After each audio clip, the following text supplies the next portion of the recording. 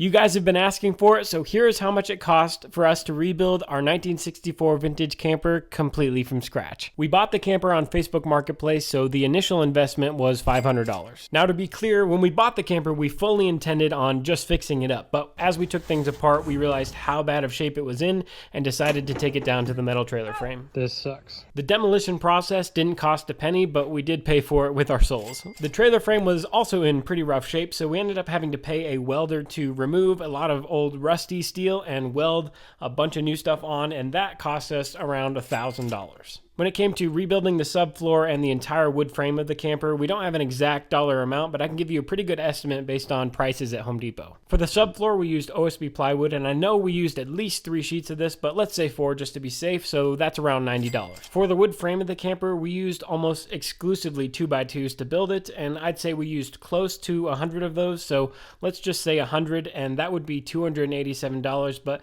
let's round up to 300 to be even. We also used numerous boxes of screws and the occasional 2x4 and other sized piece of wood, so let's just say another $200 in miscellaneous lumber and screws. We did have to buy all new aluminum siding for the camper, and we bought it from a place called Hemet Valley RV that kind of recreates old vintage camper designs on aluminum siding, and that was $2,500 and was definitely the biggest cost of the build. The windows were all original, but we did replace all of the gaskets and the screws in all of the windows, and that cost around $120 for all of the windows. We then insulated the camper with foam board insulation, and we probably used 10 boards once it was all said and done, so that would be around $450, but add a couple cans of spray foam insulation and a sheet of flexible insulation and we can make it an even $500. We bought and installed an AC unit to keep us cool while we were working in the camper, and that unit cost $930. For our electrical system, we have 4 100 amp hour lithium batteries from EcoWorthy that were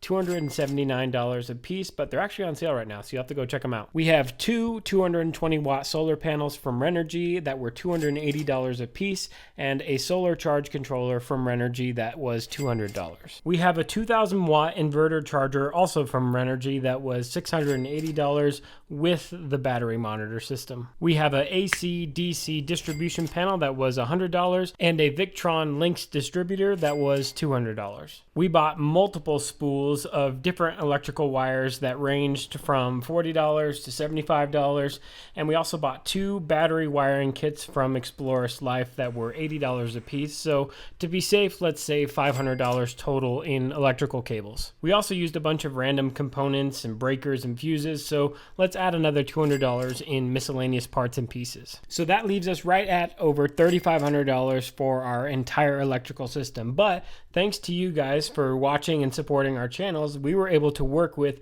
a lot of these brands and get a large majority of these electrical components completely for free or discounted. So our actual total cost was just under $1,500. Then we did decide to replace our axle for 2 reasons. 1, to increase our weight capacity, and 2, to raise the profile of our camper and get rid of the 4-inch drop. The total for the new axle and to have someone come replace it for us was just under $700.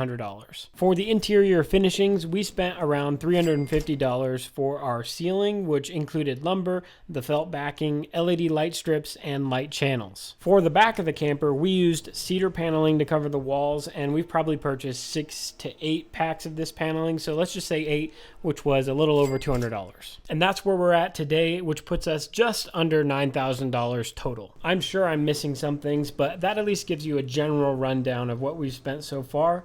Our goal, once we decided to do a full rebuild, was to keep it under $15,000. And with how much we have left, I definitely anticipate us passing that $10,000 mark, but staying well under our $15,000 goal. So let us know what you think in the comments. Was it worth it?